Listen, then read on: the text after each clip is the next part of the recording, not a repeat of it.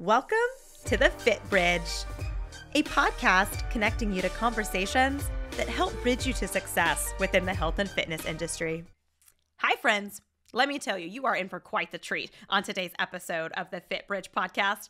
I'm your host, RC Hahn, and our guest today is Fraser Quelch.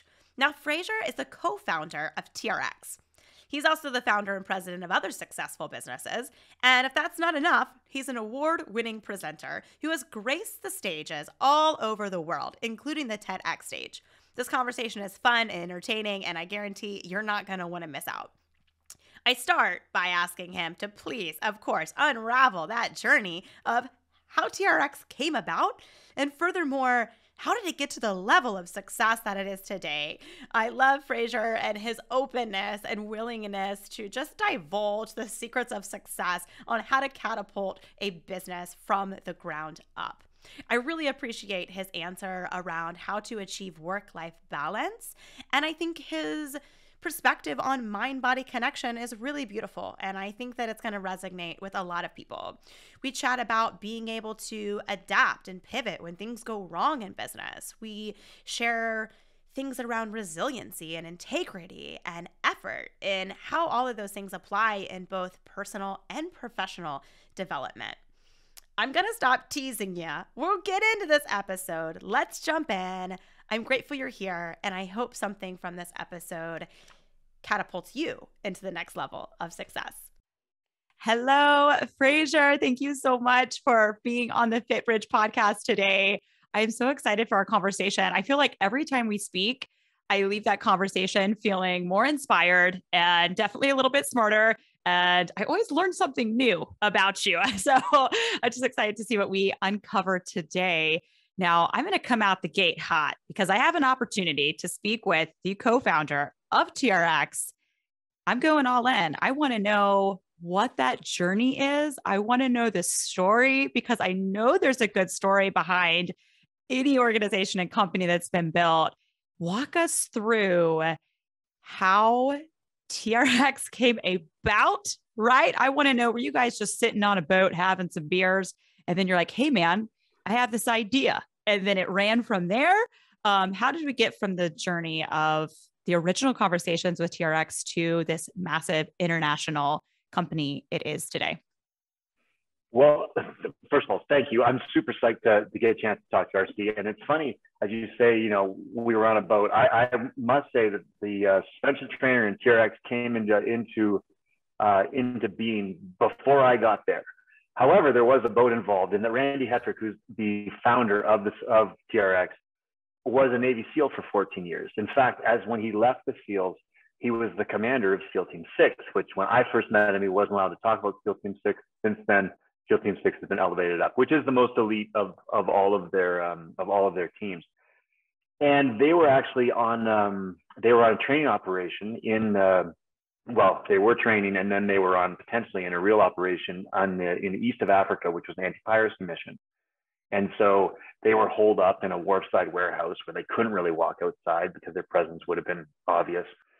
And they were sort of basically hiding in position to deploy if they needed to, or to go and execute this mission if they needed to. And it started off just as a day, and then it was 3 days. It was delayed a little bit, and then a week. And during that time, Randy was the commander of, as I said, of the unit, and he was worried that they were losing operational readiness. And so to get in your mind's eye of what that actually meant, imagine running up to the back of a big giant steel hull freighter that had been overtaken by pirates on two fast boats, and then shooting something akin to a modern day grappling hook over the stern of the ship. And then while half of the team, stays in the boat and provides covering fire, the other half has to hand over hand up a rope hanging off the back of the ship, which is underway, so it's moving over top of a propeller. So falling's not such a great idea, to gain access to the deck of the ship and then do what they need to do. And so operational readiness wasn't just, a nice thing to have, it was a critical thing to have. And so Randy was concerned that they were losing, they hadn't been able to train, they hadn't been able to pull, because there was no way for them to do that. And so he rummaged around in his deployment bag and found some excess parachute riser webbing, and somehow one of his jiu-jitsu belts had gotten tied up in like just in his things as they threw it into the duffel bags and chucked them into the plane and gone. And so we kind of fashioned them together by tying a knot in the parachute riser webbing and a loop on the other end and throwing it over the door, and then putting his jujitsu belt through and kind of wrapping around his hands and leaning back against it and doing what now is the TRX low row. And that's how the suspension trainer first came to be. And then as he retired from the SEALs, he went and did a business degree at Stanford Business College, and then continued to develop the idea. And on the other end, decided, well, maybe I don't want to go work for some private equity firm, New York City or whatever. I wouldn't mind pursuing this fitness idea I have. And so that was the genesis of the strap and the suspension trainer itself. And then his very first show that he exhibited at, I had created a indoor group cycling program, because I came from a cycling background. I was coaching triathletes and cycling and runners, and I was dismayed at what group cycling was at that stage in the fitness industry, which was essentially dancing on bikes. Because at the time, the group cycling companies had gone out to the group exercise experts of the time, which was all kind of dance-based group exercise. It was step and high-low, and that was the main emphasis at that point. And so they had gone there and said, hey, we need a program to support this. And most of those folks weren't actually cyclists. And so that's why what we got in the early days of group cycling was this kind of dancing on the bike, which was not authentic to the bike at all. And there definitely wasn't all like that, but there was a lot of it was like that. And so when I came in and got interested in indoor group cycling, I thought, well, there's got to be a better way for us to create something. And so I had created a program, which was adopted by a company at that time called Summit Cycle. And so I was in the Summit booth at the 2004 IDEA, promoting my program and supporting Summit Cycle. And Randy had done his very first show. And at that point, it was his idea was, hey, we're going to sell the suspension trainer to travelers. It was actually called Travel Fit. You know, for a busy traveler, you can throw it over a door and do your training. And that was kind of where his target was. We thought, oh, you know, IDEA happens to be close to where I'm at. Let's put up a booth and see what happens. And so his booth was a gigantic door on it was a giant steel frame, which I later came to know was like 400 pounds. And it, like, the two of us damn near killed ourselves trying to move it and set it up. I hope there's videos out there somewhere. Can you please send those and I can attach them to that? I know they're out there on the internet somewhere. But anyway, so it was this great big door, but he had a conversation with the CEO of Summit Cycle saying, yeah, I've just got this thing and just getting started, and, you know, really looking to create some education and program development, because I've got this library of exercises that I've created, but I need to expand it.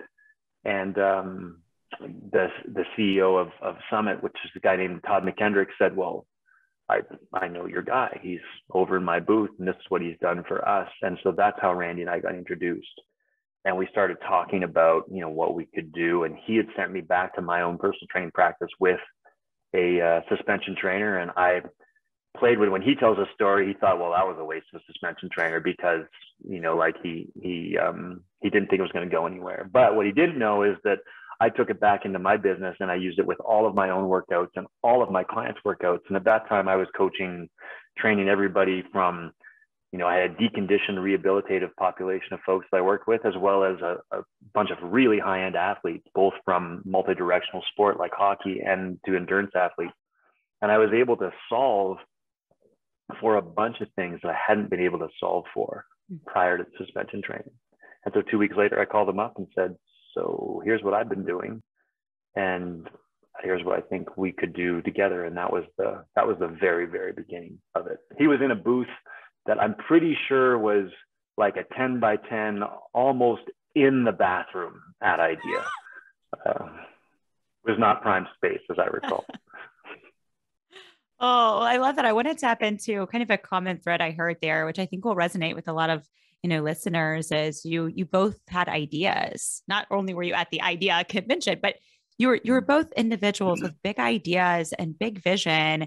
Can you talk through what that's like intrapersonally, as well as from an external perspective of others. And the idea that, if I had an idea, for instance, if I told you that, right, I think a lot of people say, oh, that's crazy, right? You have these naysayers. And how does one navigate that journey of having an idea in their mind, whether it's with cycling or with a strap or with a programmer? And I feel like creative people are just overflowing with ideas in our minds. What would you recommend for overcoming, naysayers when you have this idea, and how to put action items towards making ideas into implementation, if that makes sense? For sure. I think that's a great question. So I think that, first of all, the bigger the idea, the bigger the goal, the bigger the aspiration, the more haters that are going to be there for you. Right. For sure. If you don't have haters, you're not doing something, right? Is that how the quote goes? Partially because it challenges what they feel about themselves, I think. Most people don't think like that. I think most people are more to point at the why not as opposed to why so. I think that in both of our cases, my thing with cycling and other things that I've done, and then Randy with the suspension trainer and other things he's done, it was, there's something here that's missing, and this provides a solution. Or there's something, I could do something to make it better and to fill a gap and to create something that's not there. And that's really exciting. When in the early days of TRX, we'd often, someone would come up to it and they'd be like, doesn't stretch. Correct. Yes. Excellent observation. It doesn't stretch. And you have to go into this whole thing about how it's your body that you can move. And I think the suspension trainer resonated with me a lot because I saw it right away. He took me through an hour of just messing with it and showing me what he had done, and us just talking back and forth. And I was excited about it. I think that I've always felt that our ability, well, first of all, I think our quality of life is determined by two things.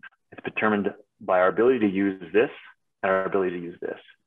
And the moment, and there's other things that impact those things, but the moment we lose our ability to use either of those things, even at a tiny, tiny level, is a moment our quality of life starts to go down. And all you got to think about is, when was the last time you were hurt? Even a little bit. I broke my finger a couple of years ago, my pinky finger, you can see. Well, just you were playing basketball, weren't you? You were playing basketball, Fraser. I knew it. Losing the ability to use my pinky finger totally affected my quality of life at a pretty high level. And so, and I also think that the game-breaking plays in almost any sport, with the exception of the lifting sports, are based not by how much you can move, but how quickly you can change directions, how you can manipulate your own body in space. And so, from my own sport background with basketball and climbing and other things, when I used a suspension trainer, I could see, even from an athlete's perspective, oh, this is going to be interesting. And then from a training perspective, hey, yeah, I can load this with my own body, but I can also unload my body from itself using this. And so for people who, are struggling to do a squat through a full range of motion, or work with their own body weight, or coming back from some kind of injury, well, I can instantly change my angles and modify the movement or the resistance so quickly and easily that I could see, my videotapes were running and I could see it. And that's why Randy and I, when two people who see it together, and then others who came on afterwards, are in a room together, there's just synergy and energy. And so he obviously had an unwavering belief in it because he started the business and made a bunch of risks. And I felt the same way. Within a year, I had shut down my personal training practice and had launched all into this little startup that frankly may or may not have made it. But in my mind, it was never not going to make it, ever. Yeah. And he felt the same. And so now I was told, getting to your question, I was told lots of times, wait, you did what? You had a 6-figure personal training business that you just kind of left to do this, and I think it's what people say. If they're not going to be supportive, then you don't have to listen to them, right? You don't, you let those comments bounce off of you, and let the ones that are productive and encouraging sink in. Now, you've also got to be open to them. If people are trying to stop you from jumping off a cliff and you insist on jumping off a cliff, part of that's your own fault. But, if you see something that others don't, then you just got to trust in what you see and go for it, because otherwise if you don't risk anything, you'll never get anywhere. You'll live safely. And that's maybe one of the ways that I live my life, not recklessly, but I'll say yes to things that I think are going to be interesting or different, or that are exciting, or that I think have legs. Then those are risks worth taking. Because who knows where they end up. I love that. I think what I took a lot from that. A couple I have some follow-up questions on, but I was really seeing this theme of like-mindedness. You mentioned that you and Randy both believed in it. And I know you and I have spoken about that, of finding your tribe and your people. And it is crazy, but as long as both you think it's crazy and y'all are going in the same direction and see the same vision and aligning with those people around you that see where things could go, I think is very important to surround yourselves and work with and be around those individuals. I also love the risk. I mean, we could just talk about that, I'm sure, for forever, all of the benefits of taking that jump. And I know you've said it many times before, that say yes mindset. It's like, honestly, what is the possible worst thing that could happen? But you don't know unless you try. And just reiterating that common thread to listeners, I think is something I hear a lot, is you got to try it. You got to try. Who knows what that little strap that doesn't stretch does? But if you believed it and knew it could be, why not? Why can't it be? Why can't this be in every gym, in every house? I want to follow back on the kind of physical reference you gave. You said you have to have this and this. I think you're saying your mind and your heart, or your brain and your heart. Your mind and your body. Your mind and your body. Can you elaborate on kind of what you meant by your mind and your body having to be in something in order for it to be successful? I was more referencing quality of life, right? Like, generally speaking, as a human, your quality of life is determined largely by your ability to use what's in your head and your body, right? If you were to lose brain function at all, look at anybody who, like, the very early onset of, things like Alzheimer's or whatever, as soon as that comes on, quality of life plummets. And it just is what it is.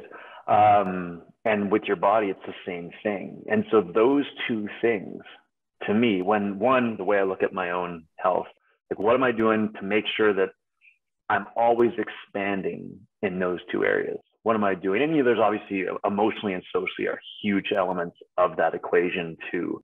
But I believe that, emotions, what's going on in you emotionally and socially are impacted first and foremost by our ability to use our mind and our body. Almost all of my social networks are based around the physical activities that I do. Mm-hmm. And as I can't at some point engage in some of those physical activities at the level that I do, then, I'll find new physical activities. I've also noticed that some of my physical activities who I continue to be very active at kind of all of the things that I've ever done. And I've found that as I've aged, some of the people that I used to do those activities with have aged out. Mm-hmm. They don't do them anymore. And so as a result, we don't hang out as much. There's still an important part of my social network, but it's not as consistent a part. So the people who I'm sharing my life with, those activities, end up being that social support, that social network. And then our emotions are tied into all of that. When we're challenged in life by things that are hard, that pull us down either mentally or physically, then our emotions get pulled down too. Mm-hmm. The same sense as we're able to engage at high levels with all of us, then our emotions go up with them. Definitely a correlation there. The quote that comes to mind is that you don't stop playing because you get old. You get old because you stop playing. Kind of that mentality. Out of curiosity, in your experience, or which would you say, whether it be mind or body, that in our industry people neglect more, if one or the other, or does one play a stronger piece? I think they're related for sure. I think like I'm most acute when I'm getting great sleep and I'm exercising all the time and regularly in our industry, because it is so health bias or fitness and physical bias. I'd have to say that's the one that probably doesn't get neglected as much. But I'll give you an example. I try and make a point, and there's times that I don't do a good job of this, but at least once a month going to the university library and pulling out a whole bunch of research that I'm interested in at that moment. And I take the next month to bang through all of that stuff. And so I try to continue to be a student of whatever. It's not always a professional student. Sometimes it's a student of some of the passions that I have, or a student of something that I'm just interested in exposing myself to. And it doesn't have to be from the university library. It could be from other sources. But, if you make a concerted effort to do some of those types of things where you're always growing mentally, then, and that's difficult to do when you get in the grind of just what life is. Business is busy, family is busy, you've got kids running around, they're demanding your time, you've got a partner or not a partner, or a partner that was a partner is not anymore, and that kind of craters you down. All the things. So all of the things in life can stop you from, geez, maybe I'm not on the fourth Friday of this month going to go to university because, goddamn, I can't just keep myself on the rails right now. Okay. How would you, and that's a great question to bring up, as someone that I'm sure has your hands entangled in so many different things, being pulled in so many different directions at your level. How do you find that balance, as a husband and a father and a coach and a friend and an executive? I mean, what is there a tip, a trick that you can lend on how to find balance and fit all these things in? I don't think there's a trick or a trick. It's just priority. Mm-hmm. Because sometimes people very often will put all of the other elements in their life ahead of themselves. It's kind of like being on the airplane, when they give you that spiel at the beginning where you're supposed to put your own mask on before you help others. Yeah. It's a bit like that. You can't actually help anybody else. You can't execute at as high a level as you'd like to be if you're not taking care of yourself, right? And the whole idea of I don't have time is bullshit.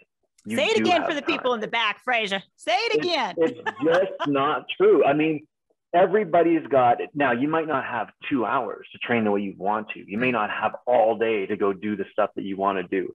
But there's not a person that doesn't have 15 or 20 minutes that they haven't wasted or spent doing something else. Like, did you need to spend the 20 minutes that it took you to go to your way, get your Starbucks coffee, get yourself together and in? I mean, I don't have a caffeine addiction, so it's easier for me to pick on that as an example. Yeah, I'm learning new things. I always know it. Every time I learn something new. But it's everybody's got 15 or 20 minutes. Right. And it's shocking what you can do in 15 or 20 minutes in terms of just doing something. It doesn't have to be the best workout that's ever been done in the history of training. Right. But if it's something, you can get after it. And if it's, just an hour, does it mean getting up a little bit earlier? Does it mean going to bed a little bit earlier so that you do have the energy to get up a little bit?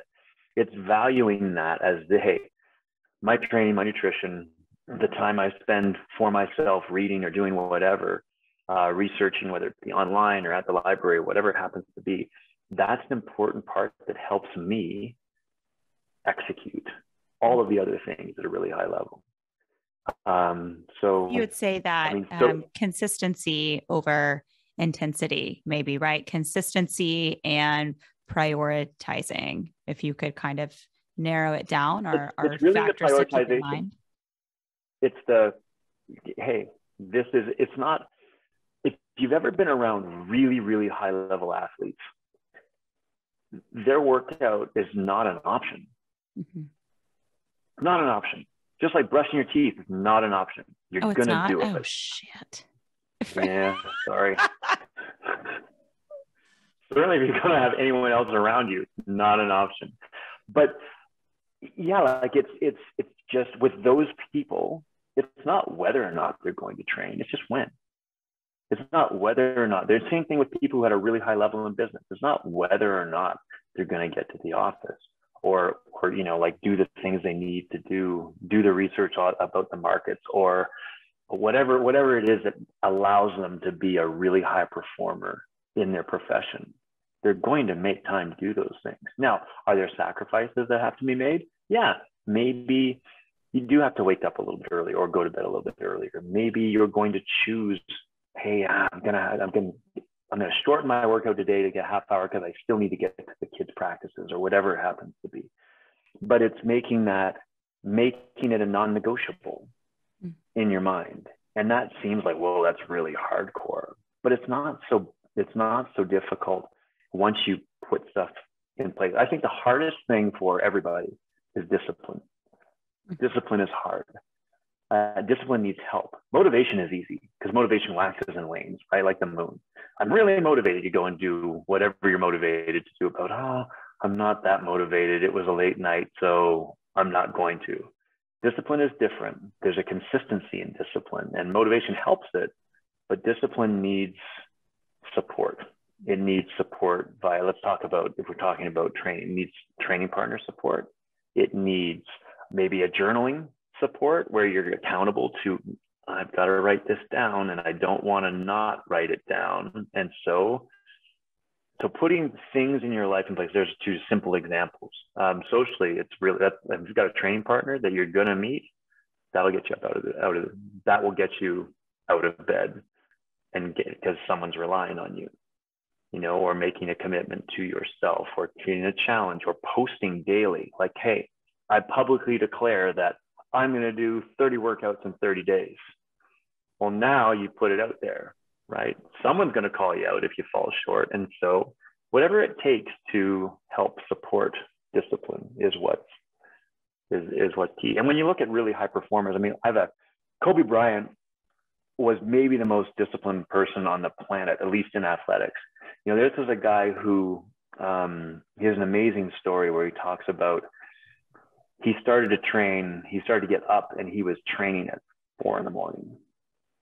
He had his first session already in by the time 6 o'clock rolled around, came back home, had breakfast, hung out with the kids a little bit, back in the gym again at 8, doing his second workout of the day.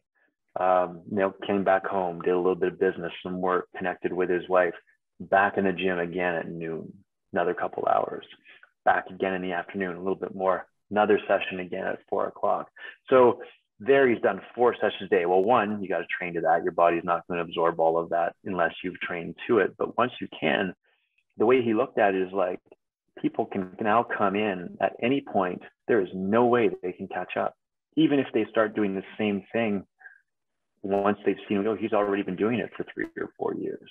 So he's naturally created a gap between, now that's a very extreme example of discipline and drive, like a person who had an objective and it was an unwavering discipline. And the stories about the guy are legendary, sadly not around anymore, but so there's an example of extreme discipline. But I think discipline is the hardest thing to do, but once you put the support systems around you to help you with it, it's one of the most powerful things. I couldn't agree with you anymore, that there's that huge area of opportunity for that. And that's a game changer when you can really implement discipline. You're right. Like, motivation's bullshit. Not just like, because the second you don't feel like it, nothing happens. Like, you got to be able to do it regardless of how you feel, with, motivation being an emotion, and emotions come and go. So what really gets you going? Discipline is a huge piece. You did participate in our FIBR Foundations moment. I asked you to select 3 words, any 3 words. Discipline was not one of them. So we're going to do 4. I'm just adding discipline to the list. That's going to be a bonus one for y'all out there. But you selected resilience, effort, and integrity. I want to start with that resilience. How is resilience a foundational pillar to entrepreneurship, leadership, personal development? Just walk us through why you selected resilience as one of your FIBR Foundation words. For sure. Well, actually, I think discipline is an offshoot of these things. It doesn't stand on its own. So resilience is so important because stuff's going to go wrong. And when it does, what you do will basically determine what the outcome is going to be. And I think that applies to everything in life. You know, like there has to be some resilience because it's not always a sunny day, right? It's stuff that's going to happen to us, and it can be even good stuff. When you think about why do people stop training? You know, we think as personal trainers, right? How many times have we heard the story? Yeah, I used to be really active in high school, and then I went to university, and I wasn't good enough athletically to go on, or I wasn't interested in, and so I got the freshman 5, might have been 10, 15. And then after 15. So by the time I was a senior, things were, I still was active, but not as much as I maybe been. And then I met my partner. We had kids. They took up a tremendous amount of time, and so I put on a couple of weight, especially with mothers. Like you've got to carry and make this thing, and that's a really really hard thing to do. And so, I put on an extra 10 or maybe 15 pounds my first pregnancy. And then I had no time afterwards because I was caring for my firstborn. And then I got pregnant again. And now I'm 40 pounds overweight and I'm here because the kids are both at school. And that was 10 years ago. Help me. Mm-hmm. Right? Like that, an amazing thing like having a baby is great on one side, but has other effect on or can, not doesn't have to for sure, but can have a massive effect on another part of your life. So how are you resilient enough to, what are you going to do around that? Something's happened to you. You can't judge it good or bad. I got a new job. Great. The new job is way more demanding, or I feel like a lot of pressure in my first 6 months to prove myself, to show what I can do. All of a sudden stuff gets swept to the side, and now it's 6 months later, I'm a little heavier, I'm not in as good a shape as I was, things don't feel as good as they used to. What are you going to do about it? Or I got sick, like something happened to me. I had to have a surgery. I hurt my knee. I broke my finger, whatever it happens to be. What do you do? I'm giving physical examples now, but I really invested. I went all in on something and it didn't work. And I lost my life savings. Okay. That sucks. Are you going to lay down and die, or are you going to get up and fight? Mm-hmm. And that's what resilience. Ultimately, are you going to get up and hurl yourself back to the fray? I had a relationship that didn't work out. I really thought it was going to. It cratered. That sucks.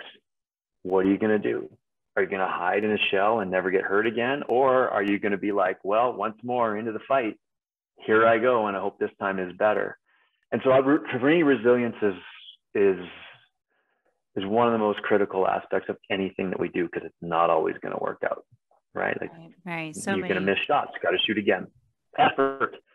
Well, that's the other side of resilience, right? Like, okay, you stood back up. Everything, if you're going to do anything, it's about trying your very best. It's not even about performance. I think about how I'm with my kids. Like, I don't care how well you actually do something.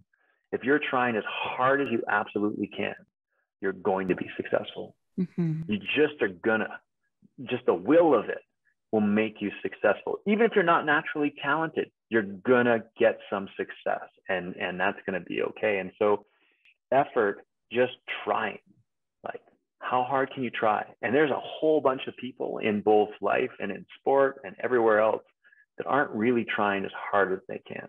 If you're to think about, okay, like I have my job. Am I trying as hard as I can to star in my role? Mm-hmm. Or am I giving a good 75, 80%? Right. Give it 75 or 80%, you'll get 75 or 80% back. If you're trying as hard as you possibly can, then it's hard to try as hard as you can. Like some of these things are impossible to live into, right? But they're objectives. So effort is key for me. You can teach people skills, but you can't teach effort. Yeah, no, that was a big piece. That makes me think of a moment that stands out in my career that I'll never forget. And it was around, effort. I was a new trainer. I probably had only been training for like 8 months at that time. And I really wasn't trying. I just kind of had this like charismatic, being personable. I'm loud. Like you just knew I was in the room and I was training people. But I really wasn't putting forth any effort. I was just showing up, training, and I was breaking sales records, selling training for other trainers, right? And just kind of coming and going, not doing any additional extra time. And I'll never forget it. My fitness manager at the time, just in a very quick passing, I visualized it was like a little turnstile you had to get through to check in at the gym. And I was like wiggling by to like rush out of there. And he goes, it's like kind of under his breath. I was just like, damn, imagine if you actually tried. Cause he had just looked at my like numbers for that month and I'm just killing it. And at first, my young, ego, I'm just like in my mind, I'm like, what the hell is that supposed to mean? Like I'm over here maxing out your bonus by selling PT. What do you mean if I actually tried? And then I sat on that and I thought, you know what? He is so right. How far could I go as a trainer? How could I advance? How could I build a career if I actually tried? What if I actually put forth effort? Then what would I sell? Then how could I advance? Then how could I help people? And I will never forget that. Again, it's been decades now that in passing, a fitness manager being like, what if you actually tried? Like, what if you actually put forth some effort? And then when I applied that, and I continued to try consciously and apply that effort piece, and that, good is not just good enough, even if in whatever situation it is, there's always more. And hearing also early on another mentor say that he was never the smartest person in the room, but he was the hardest working person in the room. And that resonated as well. I had a lot of insecurities when I was younger that, like, oh, well, I'm not smart. I don't have my kinesiology degree. I don't have this and that, like I'm not capable. When I heard that, I was like, now that's something I can do. That's something that anyone can do. Right? You can teach me the skills, like you said, show me the way, give me the science, and I'll put forth the effort. I'll work harder, right? That's kind of like that Kobe analogy, I think that you're referencing as well, is just, can you be the hardest working person in the room? So I love that you selected that word. Well, when you think about trying, let's chat about that. Integrity, but when you think about trying, you'll actually redefine how hard is hard as you go along. Like you'll suddenly realize, oh my God, I thought I was trying hard, but there's a whole nother level. The other important thing about effort is got to be directed, right? It's got to be effort without focus is just chaos. Isn't effective either. Yeah, exactly. Exhausting. And so effort. There's some modifiers around effort that are interesting that make it whether it's effective or not. But it can't just be effort without purpose or focus. It's got to be effort that's informed. And then it's massively powerful. Integrity is, I really believe that it's an old school adage, but you do what you say you're going to. You said you're going to do something, that's what you do. It's just that simple. And it's not that simple because we get pulled in all sorts of different directions. But I would rather be around people who are resilient, try as hard as they can, and will own up to their wins and their losses, their successes and their mistakes, than around the most talented person in the room who doesn't have those things. Because without resilience, then when it gets tough, they're gonna crater and they're gonna squirrel off someplace, and you won't be able to lean on that person. If they're not going to try as hard as they can, then again, where are you going to be when I actually need you? And if you don't have integrity, all of those things work together. So, and the hard part about integrity is when I was coaching triathletes, I thought this was really fun in that when an athlete has a great race, they had an awesome race. Wow, look at the race I had. That was great. And when they have a crappy race, they're like, oh, the program was terrible. There's always an excuse. People have a really hard time looking in the mirror and being like, you know what? I jacked that up. I didn't do what I was supposed to do. Now, it could be that the training program wasn't right. That could have been part of it. But really, you don't have a great race. You had great training. That's what led to the great race. The great race just doesn't live on its own as an anomaly. Like you don't do anything, you come off the couch and have a great race. That's not how it works, right? It's all of those unseen hours. It's that work, the resilience and the effort that goes into having an amazing performance. And so I always struggled with some of the integrity around own it. You mess it. Everyone's going to make mistakes. And some of them are going to be colossal mistakes. If you mess up, be the first in the room to say, you know what? That's my bad. I messed up. And then the follow-up is resilience.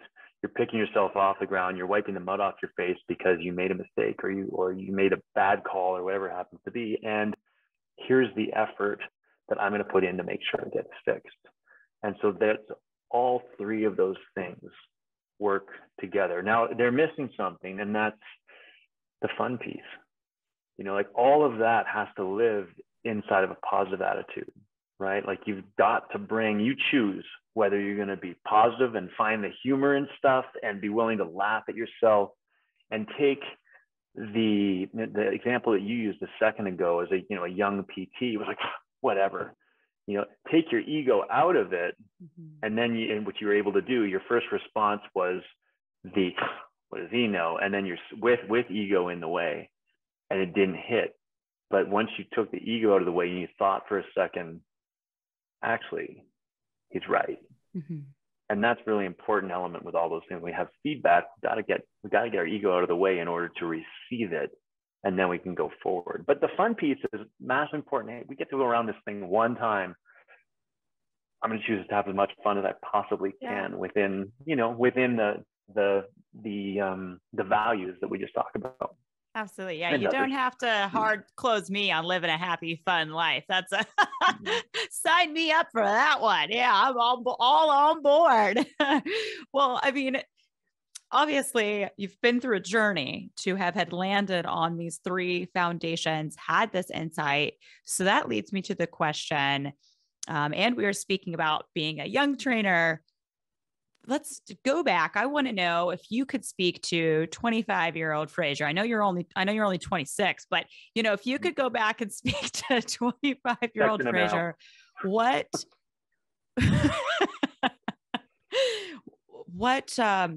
would you tell them? What piece of advice? What do you wish you would have had known earlier in your career? I think early on, getting the ego out of the way. For sure.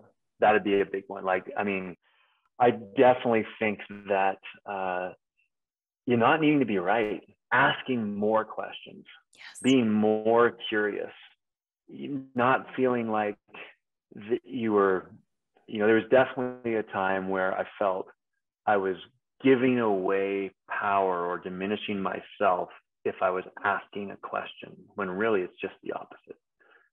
Like having the security to be like, hey, here's where I am. I'm going to ask questions, as many questions as I can, to as many people as I think can help me. And then putting those things in place. I would have asked a lot more questions, I think. And that's, my ego was in the way when allowing me to do that. And as you ask more questions and are more curious about what everybody else, I think people get wrapped up in, what do I have to contribute? And if you pause for a second, you may have all of that behind you, but you don't have to press that out all the time. If you ask a lot more questions and try and find out more about the people around you, there's if you think about the people that are around you, you've probably got way more, you probably know not nearly as much about them as you think you do. Or you think about, God, I've never asked them about what they were like before I knew them, where they came up from, what they think about different things. I mean, there's a million questions to ask. And as soon as you start to get curious and purposefully ask a bunch of questions, it's amazing. One, what you find out about people, but two, how you're able to utilize that. It's almost like a cheat code for almost every aspect in your life. People want to talk about themselves. People want to tell you what they're all about. And if you can be the antithesis of that, then I think I would have, if I'd known that, I would have. I was there are some things that I wouldn't change. I was very much performance minded. I always have been. So I wanted to be great at anything I did, which meant that I was putting effort into whatever direction I was going in. And I think that was a learning. That's not something I would change, but something I might even do more of. And the other thing that I would, again, I was pretty good at this, but I'd probably do it even more, is risk more. I would risk more. You mentioned earlier about something we talked about in the previous conversation about saying yes. Let's say yes to just about anything with some, reservation, I guess. Well, I'm sure there's terms and conditions applicable to that answer. You want to, like, the conversation I have with my kids is just whatever you do, don't do anything that's going to put you in prison. Right. Just every action has a reaction. That's what my father said. Exactly. You got to know that. That's the science. Actions have reactions. But I love that answer. I think that's beautiful. About that ego being the enemy and asking more questions. I think we do, unfortunately, whether it be societal pressure or for whatever reason, lose this childlike, natural curiosity, which is innate in who we are as humans. We're meant to be curious. We're meant to ask questions. I know we've used the same quote, 2 ears, one mouth, to apply that, ask as many questions as we do speak. And that is how you learn. That's how you grow. And when you discover that power of what could I learn? What could I know? How, just asking questions, like just keep on asking and putting that ego aside. I really, really enjoy that answer. Would you like to play a quick little rapid fire question, put you on the spot, exit out with some fill in the blanks? I know I haven't prepped yet. I had to pull out something that I was just like, I got a game. So yeah, let's go for it. Okay. Would you please fill in the blank? I've got 3 questions here. Whatever comes to mind. Remind you, we can always bleep things out later in production. No, I'm kidding. All right. Fitness should be fun. I like it. How did I know you were going to say that? I said, I loved your, if you haven't checked him out, check out Fraser's TED Talk, talks about play in the health and fitness space. I can plug that link in later, but I knew you were going to say fun. I love that answer. I'm aligned with you. Fun. Otherwise, why would you do it? I don't know. All right. The industry needs more play. Needs more fun. I see a theme. It does. I mean, it's the same question, right? Like, fitness needs to be fun, and it needs, because, hey, if we were to ask, so the majority of your audience are fitness professionals, right? We just say, what are your three physical, your best, most physical passions? What are your 3 highest physical passions? Meaning, if you had the whole day to do anything you wanted to do, what would you choose to do? And I bet that, now for me, professional, been in the industry for a really long time, make my living around it.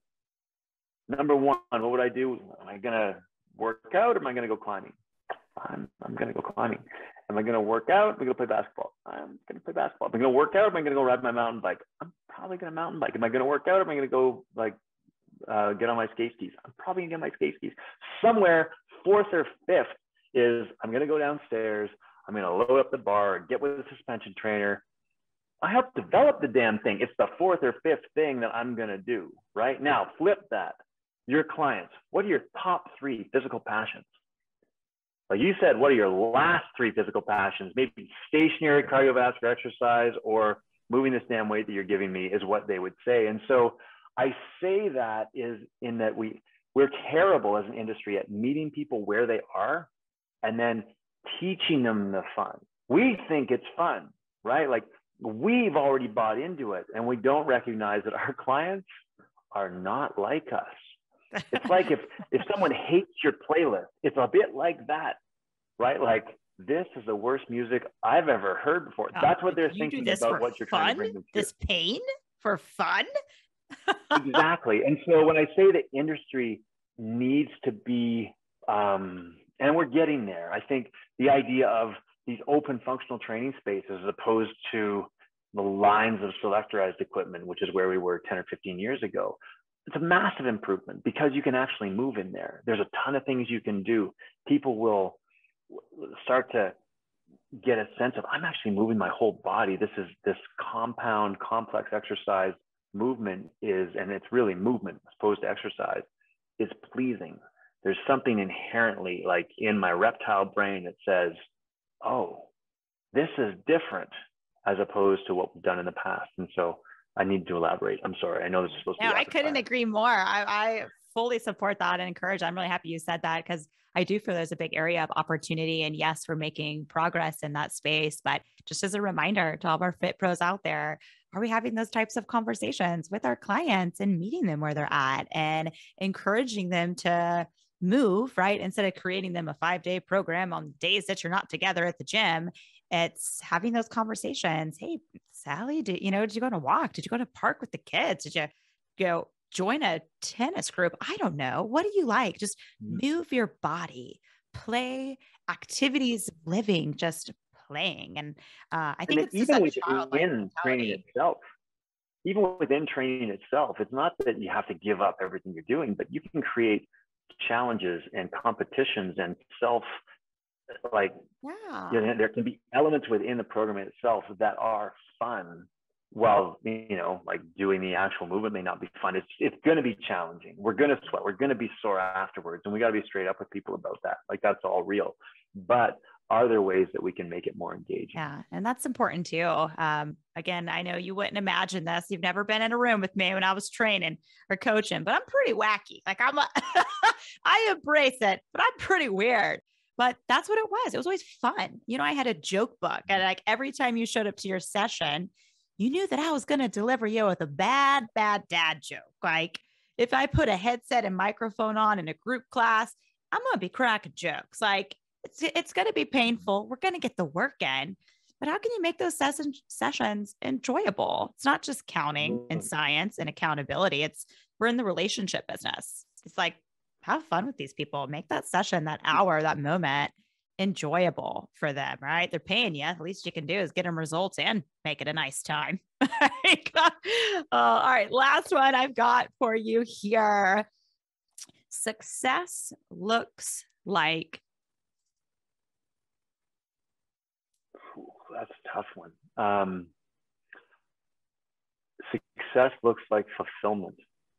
How do you feel about it? It's success is not about money necessarily. It's part of it. It'll come, and success isn't just about making a giant impact. If you do, that is definitely part of it, but it's wrapped up with a whole bunch of things. I really think it's like, for me anyway, if I'm super fulfilled doing what I'm doing, success is about making an impact. Success is about money. Success is about sharing ideas, about creating something new, about being disruptive, about success is this huge mismatch of things, and it's going to be different for everybody.